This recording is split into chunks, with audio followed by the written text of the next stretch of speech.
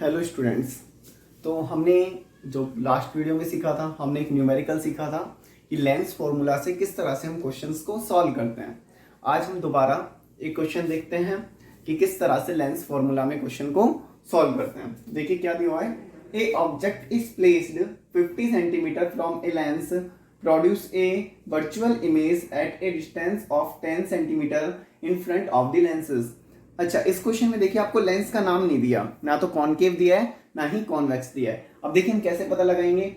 A object is placed 50 centimetre from a lens, इसने बोला एक लेंस के इस तरफ है।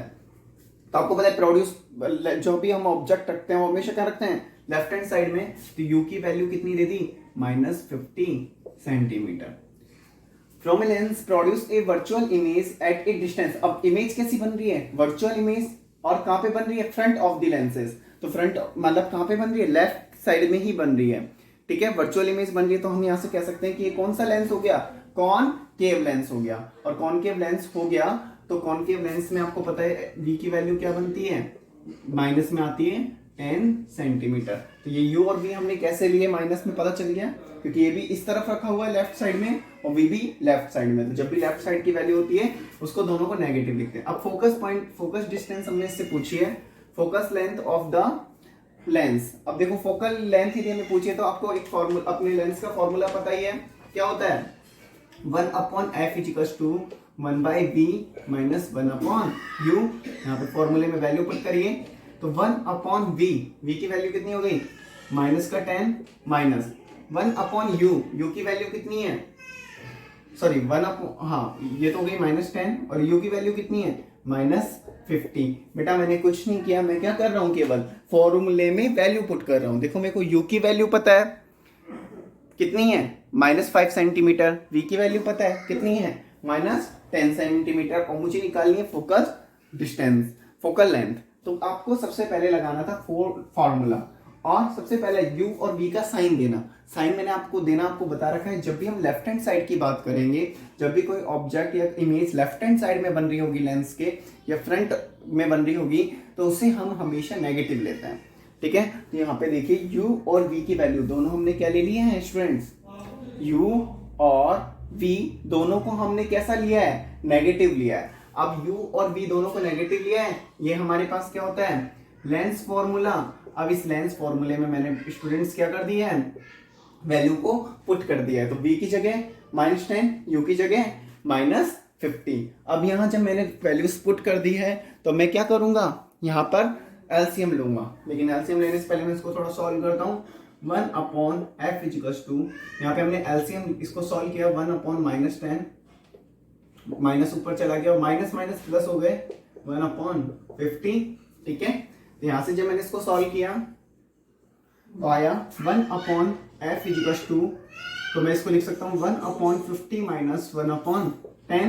तो 1/f दोनों का एलसीएम ले लो, कितना आया 50, 1 - 10 5 जा 50, 1 - 5 तो यहाँ पे कितना आएगा, -4/50।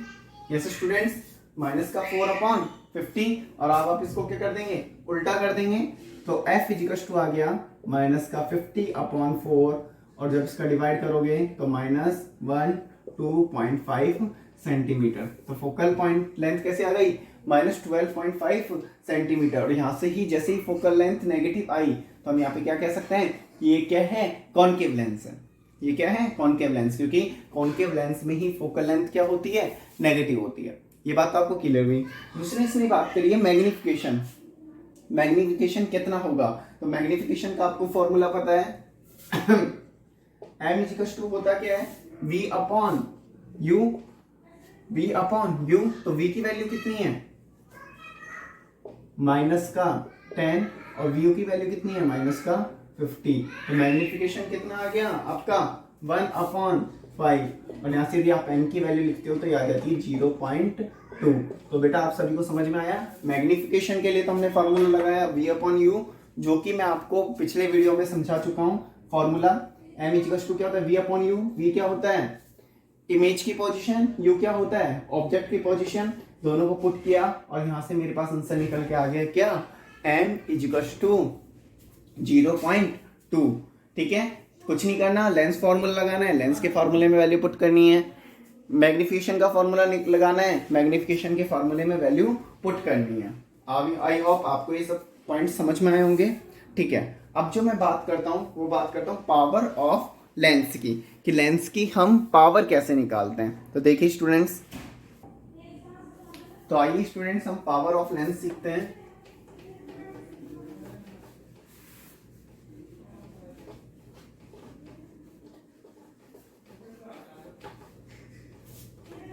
देखिए पावर ऑफ लेंस क्या होता है, मैं डेफिनेशन लिखता हूं।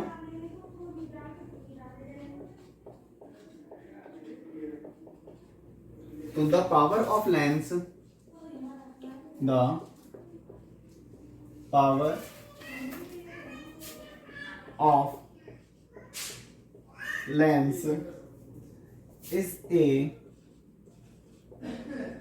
measure of degree of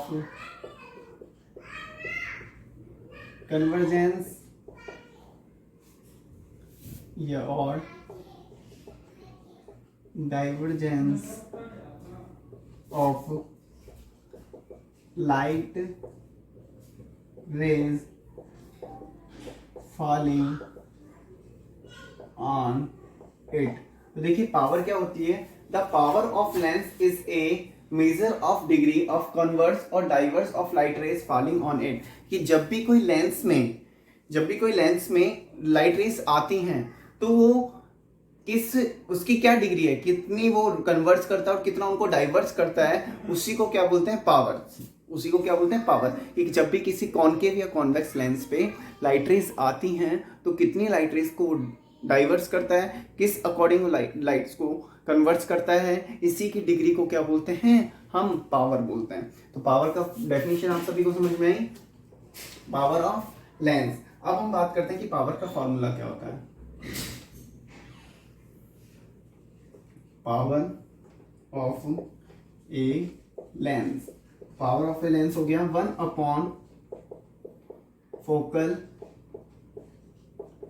length of the lens. बेटा ये आपके पास क्या हो गया, पावर का फॉर्मूला।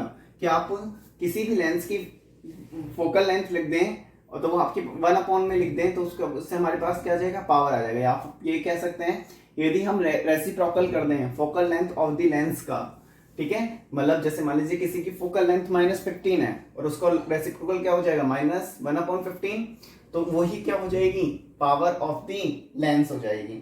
ठीक है, तो ये बात सभी को समझ में आई। तो इसको मैं क्या लिख दूंगा, power is defined as reciprocal of focal length of the lens। ठीक है स्टूडेंट्स, तो पावर क्या होता है कि power is defined as the reciprocal of focal length of the lens. अच्छा एक बात तो सभी को पता है, यदि पावर फोकल लेंथ ज्यादा है तो पावर क्या हो जाएगी, कम, क्योंकि ये क्या लिखी हुई है, अब रेसिप्रोकल में लिखी हुई है। और यदि फोकल लेंथ कम है तो पावर क्या हो जाएगी, ज्यादा। ठीक है, ये चीज आप सभी को क्लियर है क्या, कि फोकल लेंथ यदि ज्यादा है तो पावर कम हो जाएगी और पावर फोकल लेंथ यदि कम है तो पावर क्या हो जाएगी, ज्यादा। अब हम बात करते हैं ऐसा यूनिट ऑफ पावर। तो ऐसा यूनिट ऑफ पावर क्या होती है बेटा, दैट इज द डायोप्टर। उसको रिप्रेजेंट करते हैं किससे, डी से। ठीक है, डायोप्टर को किससे रिप्रेजेंट करते हैं, डी से। और डायोप्टर होता है किसके इक्वल है, 1/मीटर। ठीक है, 1/मीटर के होता है। तो आप देखिए ये बात सभी को समझ में आई। तो पावर ऑफ ए लेंस 1/फोकल लेंथ ऑफ द लेंस, और power is defined as the reciprocal of focal length of the lens, और ऐसा unit of the power is what, dioptre. अच्छा इसी के साथ ध्यान रखना, जब भी हम कॉन्वेक्स लेंस की बात करेंगे तो कॉन्वेक्स लेंस के लिए फोकल लेंथ, कॉन्वेक्स लेंस के लिए फोकल लेंथ कैसी होती है, कैसी होती है, पॉजिटिव, तो पावर भी कैसी हो जाएगी, पॉजिटिव। और यदि हम बात करें कॉनकेव लेंस, तो फोकल लेंथ कैसी होती है, फोकल लेंथ कैसी होती है, नेगेटिव, तो पावर भी क्या हो जाएगी स्टूडेंट्स, नेगेटिव। ओके, तो फोकल लेंथ भी पॉजिटिव होती है कॉन्वेक्स लेंस के लिए, तो पावर भी होगी पॉजिटिव। और फोकल लेंथ यदि नेगेटिव है तो पावर भी कैसी होगी स्टूडेंट्स, नेगेटिव होगी। आप इससे पहले वाला क्वेश्चन और ये आप सब अपनी फेयर नोटबुक में नोट करते रहिएगा, ठीक है। हम 2 न्यूमेरिकल्स हम इससे पहले पढ़ चुके हैं, अब हम, ठीक है। तो आपको ये सब बातें समझ में आई। तो देखिए अभी मैंने क्या डिस्कस किया है, पावर के बारे में बताया है। पावर का फॉर्मूला क्या होता है, 1 upon focal length. Focal length आपको पता है कॉन्वेक्स लेंस के लिए कैसी होती है, पॉजिटिव, कॉनकेव के लिए negative. SI unit of power कैसे निकालते हैं, क्या होती है, डायोप्टर। डायोप्टर को डी से प्रेजेंट करते हैं। पावर को हम क्या कह सकते हैं, power is defined as the reciprocal of the focal length of the lens. और एसआई यूनिट ऑफ पावर कितनी क्या हो जाएगा, dioptre, D equals to 1 upon metre. यहाँ से हम कॉन्वेक्स लेंस की वैल्यू निकाल सकते हैं, कॉनकेव लेंस की वैल्यू निकाल सकते हैं। आई होप आपको ये सब कुछ समझ में आया होगा। इसके नेक्स्ट वीडियो में हम पावर से रिलेटेड कुछ क्वेश्चंस करेंगे, देखेंगे कि पावर किस तरीके से वर्क करती है। बस आपको साइन का थोड़ा सा आइडिया होना चाहिए, कब हम पॉजिटिव लेते हैं, कब हम नेगेटिव लेते हैं। तो ये मैं काफ़ी बार आपको बता चुका हूँ कि जब भी आप लेंसेज फॉर्मूला को यूज़ लेंगे तो लेफ्ट साइड वाली वैल्यू जो हम सेंटर से नापेंगे किसी भी लेंस के या मिरर से, उसको हम लेते हैं हमेशा नेगेटिव, और इस साइड वाली वैल्यू को हम हमेशा लेते हैं क्या, पॉजिटिव। तो ये बात आपको 2-3 बातें हैं जो आपको ध्यान रखनी है। आपका कोई भी न्यूमेरिकल, कैसा भी न्यूमेरिकल गलत कभी नहीं होगा यदि आप ये कुछ पॉइंट्स दिमाग में रखेंगे, ठीक है। तो आप कुछ और न्यूमेरिकल्स की भी प्रैक्टिस करिएगा और ये सब अपनी फेयर नोटबुक में नोट कर लीजिएगा। Okay students, thank you.